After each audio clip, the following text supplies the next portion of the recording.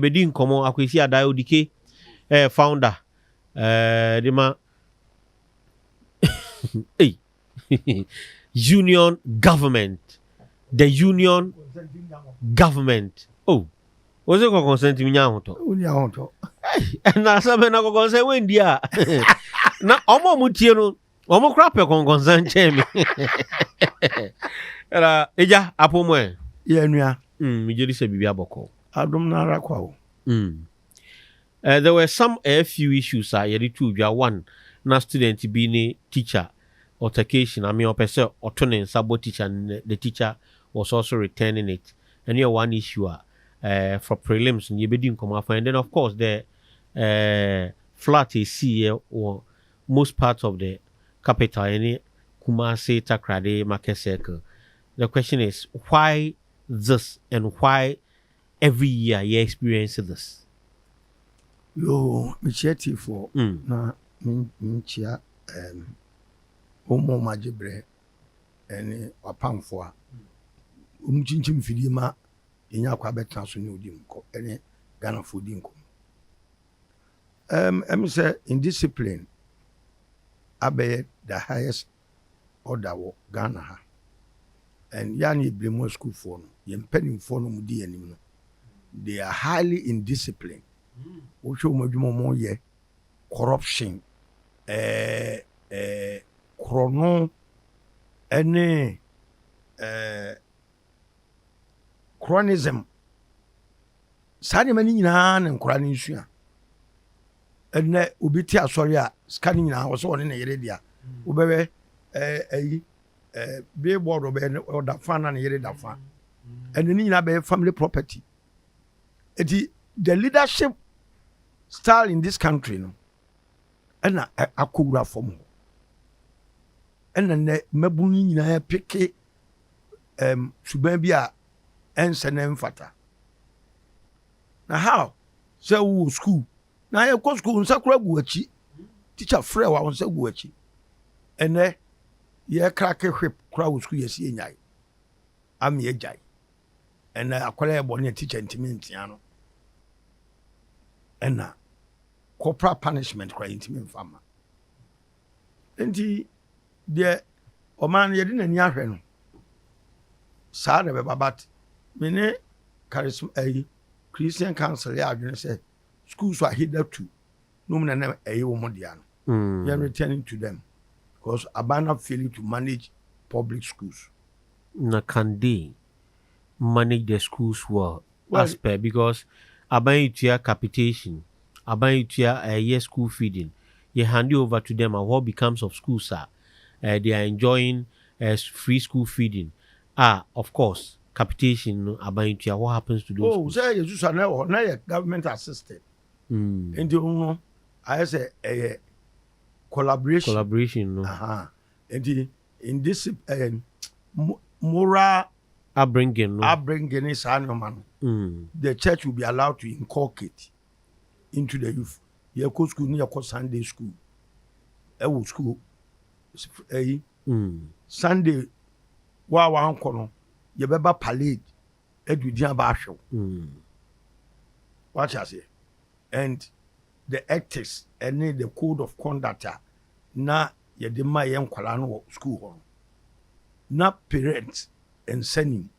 But is it the case that one teachers nankasa ebimu omoba out nankasa their lifestyle no enye something worth nkwala no be emulate and year one and two the evolving nature of wiase amasesi right as you have said aba and they won't mpo enforce akwala say adenti na wankwa Sunday school because parent be catch us say enye akwala no you oblige ebia on person be kwa sorry won't mean no enye san nyoma we nyina na coming together ama yehu die esi no o say Islamic schools wo say yes Ahmadiyya schools ni ade Catholic Anglican there be Muslims no there be Catholic no they are from them but Islamic schools no they have been yes operating alongside Islamic teachings that's true Argentina the other faith base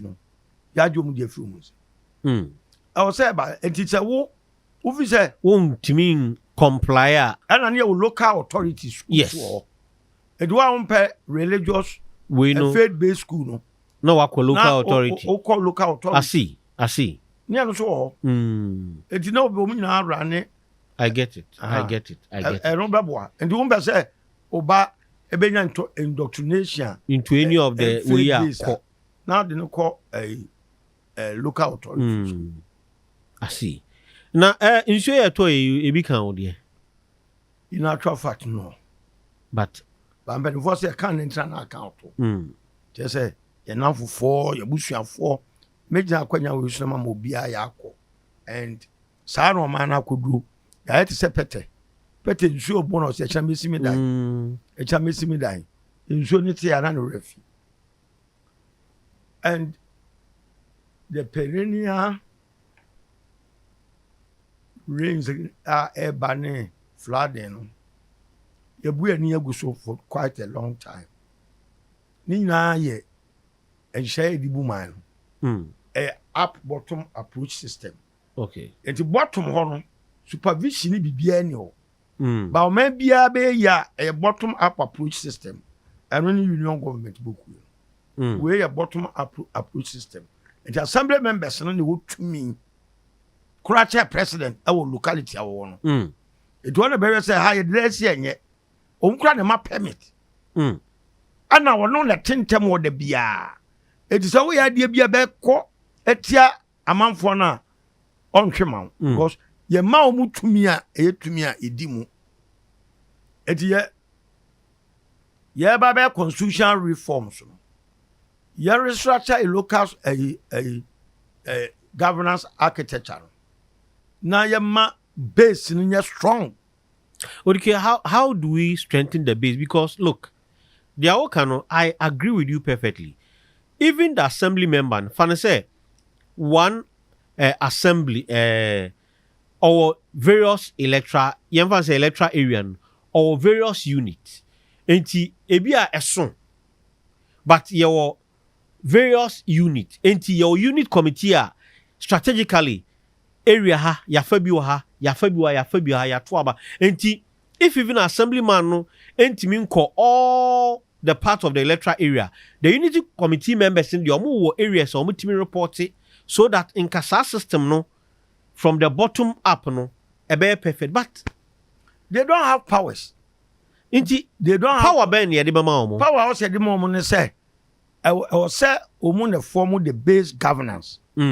A unit committee for the assemblymen and a probably be a como di kura na o hina e wo the jurisdiction. Omuna a form the nucleus governance. Okay. Eti bylaws wa ye de ba be ma wo mu no. Omu timi say charge wrongdoings.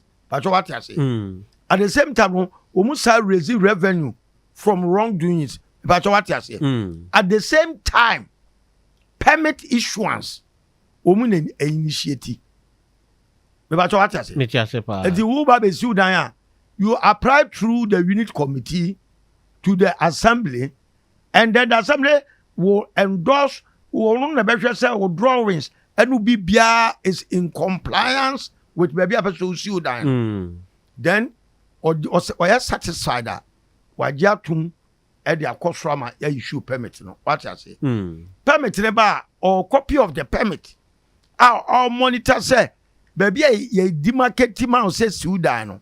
A whopper pepper now, who Sudan. A face specifications. A year quantities iron roast to those who come near the they will supervise because what do you tell me? What I say? Eti say a road war. Contractor na idea man no. Obe initiate the process from the base. It come of one year say kwanu be gusu miensa. Are you with me? Ekwana nam ha drains we chromo for no and term of for no beneficiaries no. Omu ye involved monitoring, evaluation and supervision. Eti ma contract won kan wabra chromo for ni mo we no baby bia show the work now no. Edema me tro book. Eye all inclusive governance. Eti contract some ni na chromo for ya we. teacher ni a wobɛkyerɛ adeɛ wɔ saa ɛhɔ no assembly member no voucher no ɔbɛsan bi because onim sɛ ampaeɛ no netea ɛmma ghost names bi ama. Ntinka, if we had strengthened it, we would have had a very smooth system. Smooth system. I will be able to consider what baby opebia. Yeah, master plan. I had assembly the table so I will say a waterlogged area. Your father in here. Say it you balance also to assassin what to assassin. They know the location and they bet was a master. We are master plan. I didn't see ye. It did unkra to assassin. The initiatives will come from them. Or any Benjamin Sika, they will approve it before so it mature. I see. What I say? But these are long-term issues, sir. A government should sit down as there is the Constitutional Review Committee and say, "Omudi strengthen." But in the interim, Ghana met you akache and say, "Ensure die, afe na ebe abetomo no." What should we be doing as a nation? Bibia no bit my any interim bia. Yeah. Baby I was at the to one fan to free. And dia na munya se mu ho na baby e gine no. San sem so for mo kasa esa na na emwaye. No, but the truth is that as we speak today, they are all can yet. But are there no in your for instance, task force can say I have a low line, ensure better, all of you move out. Can't we do that? Now, so that what kind of evacuation? Yes. Now why at whose expense? Aboche omuye evacuation and kabia and kanipa omote wager one show new effort. Ebia ka move in pekre de umba begu. Top class hotel. Umadi di na your maneka. So not really about ebia evacuation where government will take the your friends saying or more expensive. But what I'm saying is me ba mami the American say and there's so much ho na nsuo fa omo a o metie mu afra aban say na aban nsuo afa menoma say menu ewu. Can the government say look nsuo beto into obi anfi these are low lying areas ofi akwen no ofi akwen na o tena ho na owi a wa beblemi government wa bani na what say why nhwe ha ma wo makotena ba bia ni kwa so mu tena eti solution na ye ka ho asem no wa ban wa sade say we relocate you omu na sa evacuation no it comes with a cost and you pana what one na bebe sa cost no because scar and what kokko so opa yen check bo mo sisi adasi wo no wo say ye dan a ye say ye friend obi abanye sa na yekrum friend no ma mi si 1-2 room bia e betima accommodate me ne me yere. Yes, I know, but there are others or the four pa and so wakosi dan esi baby onim sa hey yes say Ramza site hey waterway ba wakosi dan esi sa waterway sadan mu esi ni na no the negligence of the government because so DC ni sankofo ni in place na ya mamoto assembly members ni ade na the incentives also kunyina akọ na so omuluku on concern for people to build within waterways I didn't know no build and also suffer the consequences aban say why the negligence of the government and the abedru be ayadru no so therefore the government must pull the bull by the horn. Now only the needful. Yes, I evacuate you, man. We should prepare a place quickly. Temporary settlement. And a 10 to crowd quick one for them to go there so that we can even demolish it.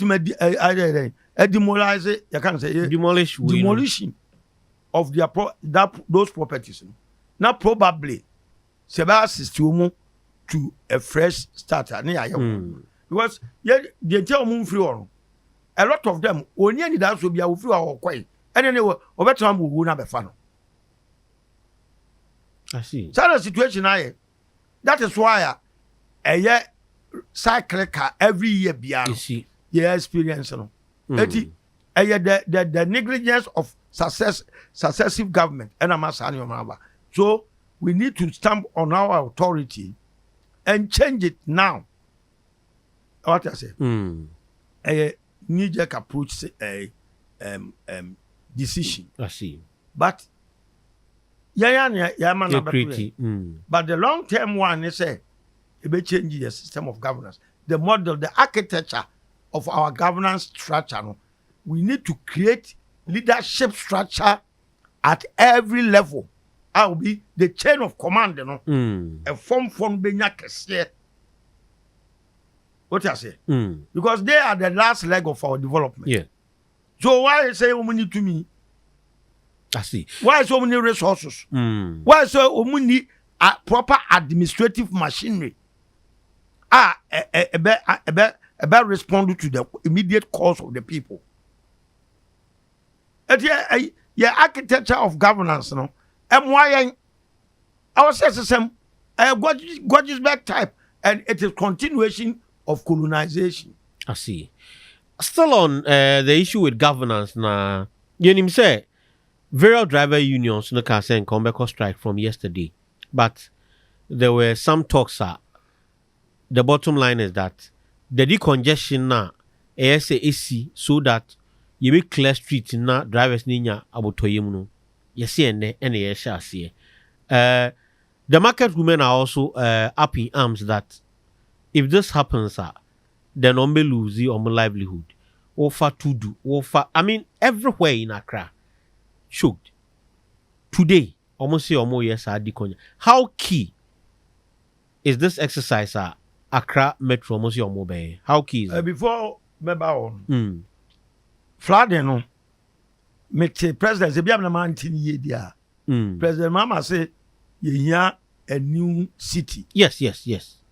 Am I right? Yes, he said it. Ne thank you to Nanciano say not only on the issue of flood, but in generality, Accra be ye. A very laudable idea. Okay. 2012, 2016, 2020. Me manifesto am training. Wow. Relocation of the capital to a new place. A friend of administrative capital. What it means is say yes, I could demarcate baby for fra. Yeah, be planning very well. Because the we fail to plan. But the we plan before we start. So you fail it. Okay. Nigeria for you capital free Lagos. Abuja. They call Abuja. Abuja is administrative capital. And Lagos abe commercial capital. Côte d'Ivoire a year free call Yamoussoukro. And Abidjan abe economic capital. Lomi at the call Togo call from Lomi to Ramakara. The reason is or maybe our capital walk along the coast, you know.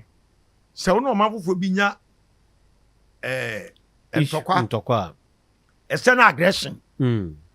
O capital no be destroyed completely because umbe to the worship abesi pono so and then direct no more two missiles ne ba so.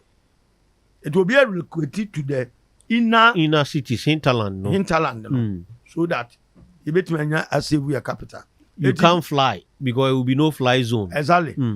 And you're a mama and shroud. And many so I didn't pa no abosono. I say amount for bebre no it has been on the drawing board for years. But we be so the political will to initiate the process. Dear mama, I had papa na wo dia to ye tawachi fast track it.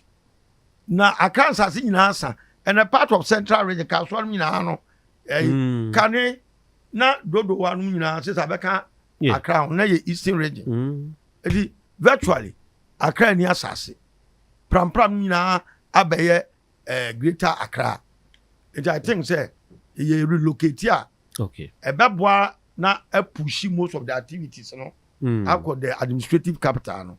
Ama ahana hen kakra so that se a facelift Accra we can do it. But as the urbanization ama nipa do na betra kroma. So ka say we ye massive facelifter. E be affect so many life and properties. The best thing to do now is to plan a new city for to become a pull factor. Exactly. And I want to know. Decongestion, okay. Ni na a part of the problem. Ama Accra flooding ne wo ton nyema wia o ton go street team o wia ompra onye hwe na mframa de the leftovers no akuchuku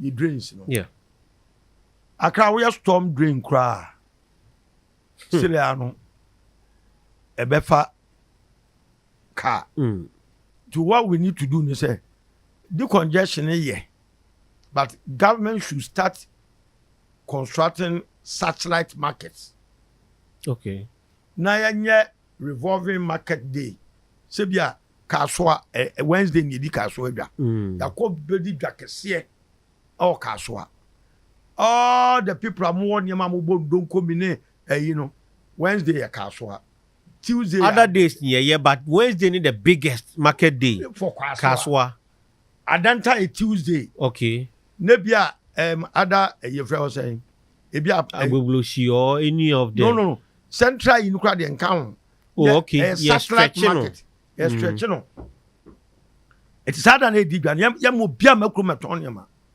all road leads to that market ebasa edwadi for be boa wo mo it will work on niska the budget store dan wo betima cost sa revolving market dana go kwa brocha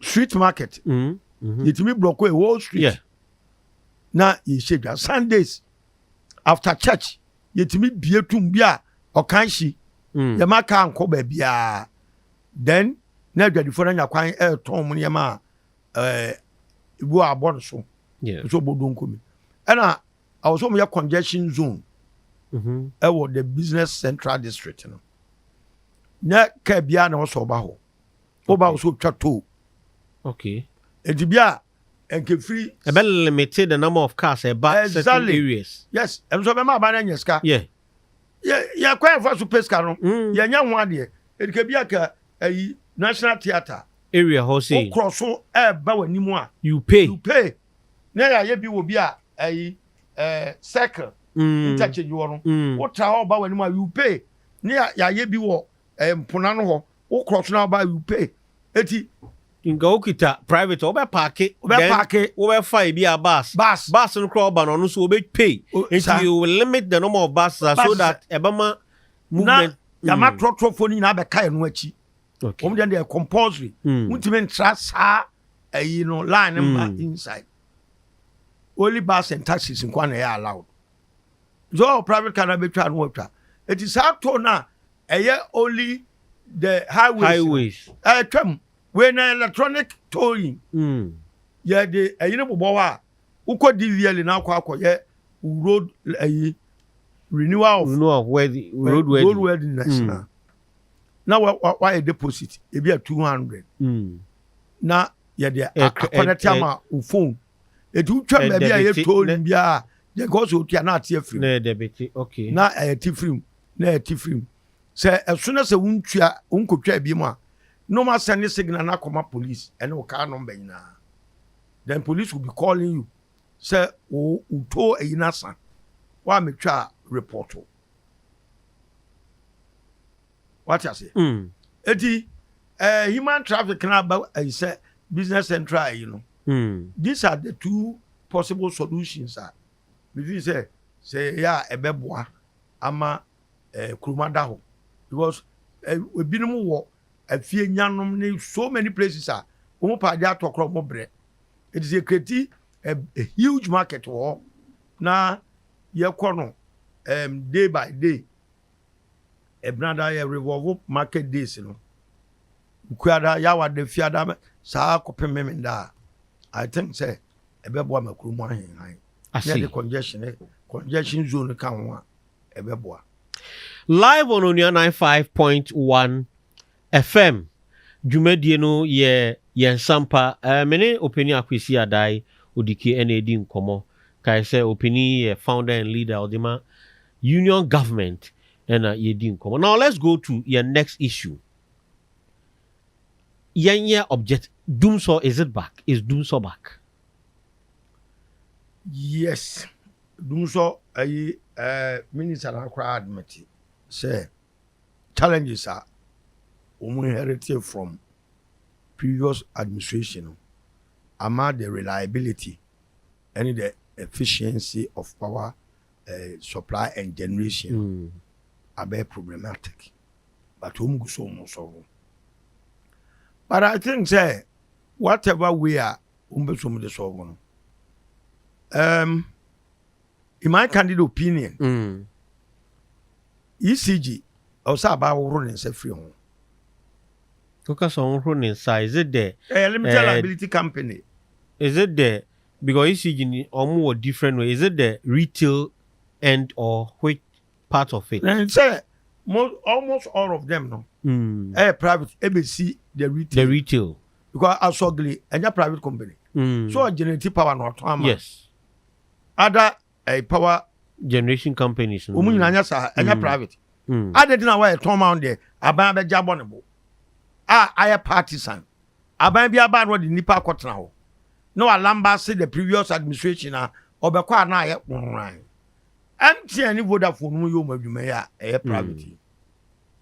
Won't me. Okay, just give me 1 minute on. And why any true drivers needing come Efano Accra Metro. They are not person we the congestion because almost someone no more can NMA Accra Metro for yes I any ya brema e din come. Eja brema bibia boko de. Rather now some there. Aka hwan de GM de on. Oh, me who say me free asante ya hin kro Kumasi. Ya to da ban ya to da nyame. Enti ya da nyame wi enti aka ban. Mate. Ye di nkomo enra efa no nanka mo strike ese mo kwa mo tamper justice with mercy aban say especially the Accra Metro mo ka so mbe di congestion na ekwan mu ada ho kama di amamo between enra na eye Monday nanka ese ba so ene enda yesi ye exercise nankasa ya designate areas e ba so no wa monitor enyoma ekosen. So, me da say, the woman in say, yeah, the kaka will grow when we say, you're no obia and time will be you're tired as them, and rat na you're the teacher of mine of. And I hear you say, I say, if you move the so make it and ran so. In tea, yeah, driver for you and say, you're that share or more motion ran so no.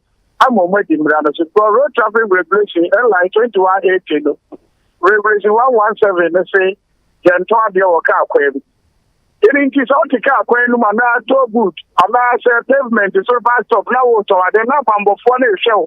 That driver echo jina no one to me for car name money for no cheap stop no driver be near China. Here we say any nanny ye anything a ma ye fato ye also no.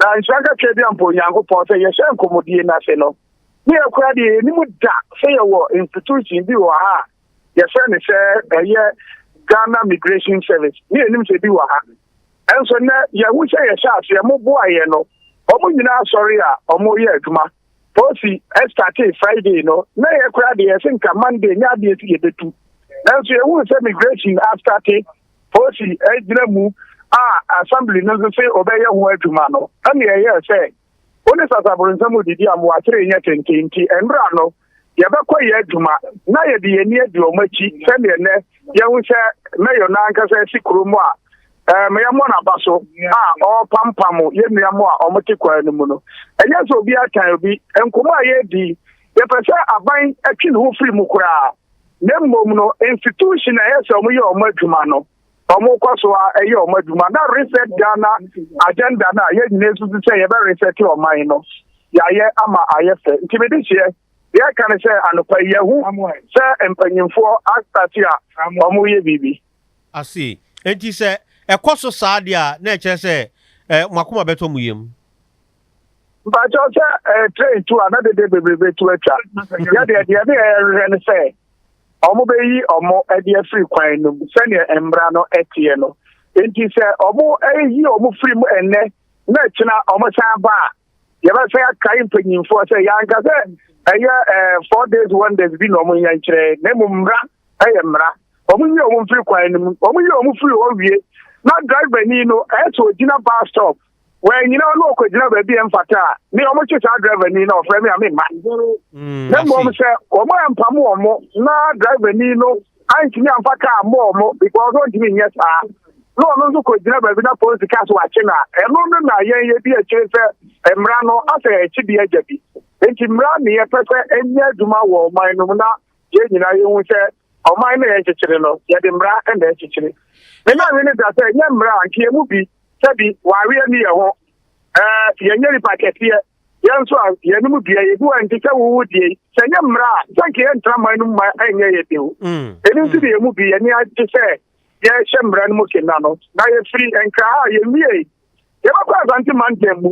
I'm a home for no singing. I said, I'm sorry, Eddie, a free coin, send me a day. Yeah, I won't be high. Now you're Tim Russell, I'm on mine, no, and no, I say. Yatisa Mose, Munya, you way pet. Mobasa, a barbain train he, say, traffic light, so on one channel one fix ya, and your message aqua strike, and no such saying. I say, who say. Yaka the car this you are, or may I pay the Amayeno.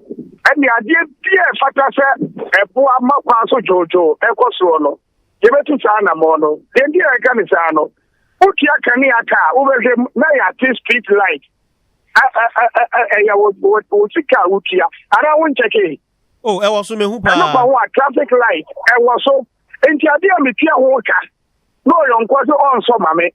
Na car so driver need him said to me back for 7 previous so him need charge driver 4,000 because we giant traffic light in years mad you ever go to traffic here but suppose it in a while or bad direct here 14 to me now the piano anything the traffic light no traffic na ever go me akwa ba na adum ka me pia wo ka na me safa ho ekonya akwanhia me pa chaw me se waji mi sika eni kwa sa woji enti ye obi atedi amano no ni enso ye agaba for the say omo rin chanso kaka no nyame wu ya wu omo me ba jo ye say assembly me say authorities no say ye omo pese ye no mo kaka station bia aya apatese ba atwa ho ahia no authorities in closing it down ba jo ti ayi mi tie pa they see transport terminal bia over the open station ebi wo 37 ebi wo tama station apatese ba atwa ho ahia and sani bi kura wo driver ni no no mo a wonti se the pampan bo na num na wo checking no wo wo se wa rincha eni nti e sempa nyimfo se accident e pese ya boa ma su tie no so be ti kwam and ye pam na ba na eno so age ye ho ahia no omuni okay yaw yehu somebody release be ababontin road transport operators press release reduction in public transport fares May 2025 now man for kan dollar ni kwofom we kwofom so montete so enra mo de kra ta ba samate so medabi mamum putin hold mon reconnect ya berma on reconnect call no ye ne no final debi ya berma on reconnect call no because ye pese ye clear when crofo ka say 15% reduction in the debi e wo fem kra because so hwe for the number of times ya titititi okay hello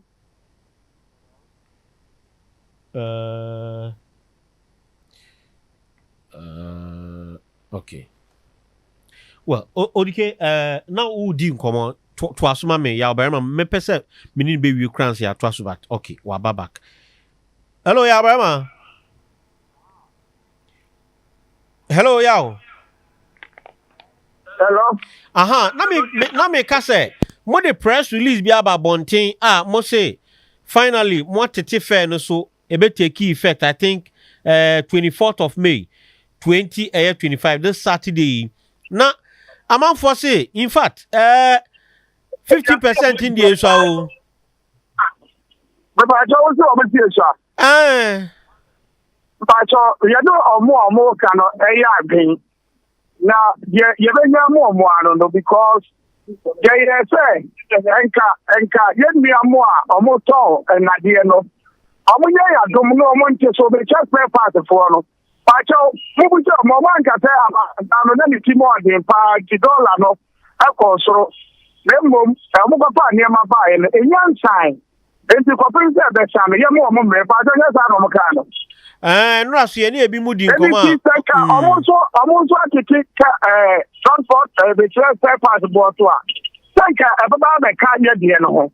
Nti na ka ye de ya ye say a free 20 ebrusa and anti ya gi won say e be so e de amagana for. Okay. Da ya drama for person ya tell ye de pa say de mrebia no petrol kosora ye ka kire mu amobu aye no eni ti de enso ya ye ni say yantimi ntwe ye nuamu nyina abraya tifu e so amaye me no ka say every gallon ye diesel no almost say 13 cedis 79 pesos every diesel be also in this that to the crown every 1 gallon for the patrol say 100 gallons of fuel la 1300 ya to 10 gallons of fuel la and also I say the car every so no car about the say bottom my niage you can see a so kakra e dia boa mo a ye ne boni dia and dia so mo bo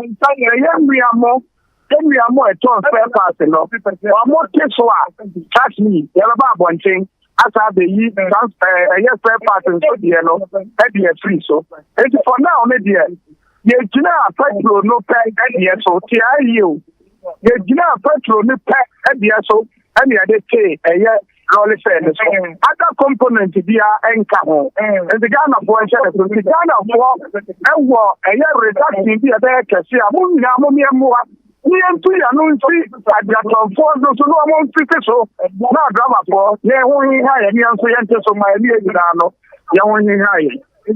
Yawarman pay Onua yen sampa etie for edawase. And I seen you, ya Burma, ye PA Odima, True Drivers Union. And any din community almost say spare part dealers no almost so almost of course, there will be further reduction. Waka say the congestion also so they are happy with the way things are turning out.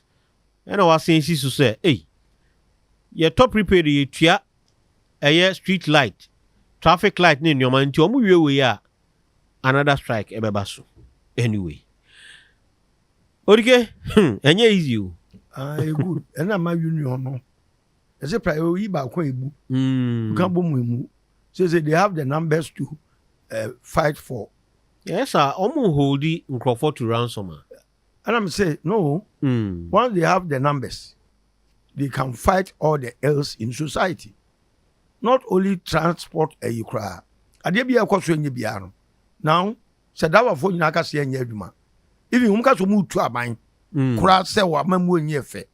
Yeah, easy to do. Of course, I approach a 21 day strike. Yeah. Obian Kwebuma, until say, demand no more Musabeka. The government will be compelled to resign the president. When you have the numbers and you can maximize its utilization, I think it's the best. And then some more can in ano. Many are okay. Car tifri ne boni pa da bani nya asem. Meanwhile, enipa na be choku ekwanu. The driveway no wo mu impede the smooth running of a commuting. I agree with him 100%. Okay. Yanko back to yen energy issue no so. Now Kasafa Jinapo and then the things that they ought to do. Jinapo came out ebe problem say I know professor solution. But me next time I say be. Yeah, problem now we know it. Yenim. It would all say fix it. Yenya gonna for the be say problem no I free ho. Te say your mama buy $1 quality. Oh man now so ancho bi asa me buy $1 17 cedis. Now me shambo say within 4 months ebeba form. Wan kasa anchire obia. But or Saturday nyuma to hold the dollar no. And Ghana for na e kan ho asem a e compare GPRQ ne other groups so metete wo nneɛma so service providers MTN from say multi choice no so almost titi so munyina mo service providers do reduction of yana munyina ase hɔ no deɛ me dasi so ma me saa we your friend saying you can say DSTV ni why for na mo peggy way because of dollar mama na kosoro and even MTN cross so mo ye bi fa ho credit air Tony data because omunyina no omu boys kana no omu $60 and a kotua omu mother way from say shareholders any other wherever they may find themselves omu team facilities na ba kotua omu because the company no in free kroma. Yes. So therefore, so I started the most moment and reflected our more transactions are money general public no no. Market and we no made them suggestion a long-term solution to periodic outages, any fluctuations in the power supply no. And can scrap the monopoly of ECG. Na you encourage power producers so omo any transmissions no munye metering you create a lot of competition among all power producers no mo ankasa enfo mo wires no en supply fiafiem no kro yen be wires nko o da bi say wo dada e di bia say adenta ne wan wan ya de ama asogli anase bia Accra asogli wodia lunch na ono uhuku onkwa wa power generation to it existing one na is ya twene ho afi enti meter wo dada ne ade na wo na wo de adwuma na bia T10 enso afa bia koforidua we afata korade we afa ekoba sa ebeboa or asogli betima call all the regions atusu I open say wow pass ogri. This is the way I bet my connect amount. Nebi akuma so na so na T10 wo. Na we wo. It will be a service provider. Ni nyama ne na when we reach there, we won't say ebema reliability because of competition ya create ama sa companies no. Obi the efficiency ne customer care ebe ne mantra. What I say? So we MTN ukuta the chunk of customers ewo Ghana. Yeah, na SMP, but we didn't mean can be brain to the uncle. It is an also ECG a energy sector no. San also jai ema private companies. Ebema bona ba form ebema yenya reliable energy supply. Na said ya ba na de no ho agim aban we buy yankwate ECG or over 80 different bank accounts. Yeah. MPP ba power no de ni CEO akwotena wo. No mu success can be a party adwuma. Na ye ka storage ren NSK ni ho. Ye de esla ba sebe ya betua kada de wo ni na anya adwuma. Enyema basaba ni na partisanship. Eti aban no a wo de political party na ba power no. A no person manage state institutions no. E do mani nya pa. Okay. Orike yenda wase. Meso me da wase. And that's in you. Minim said that someone comes a baby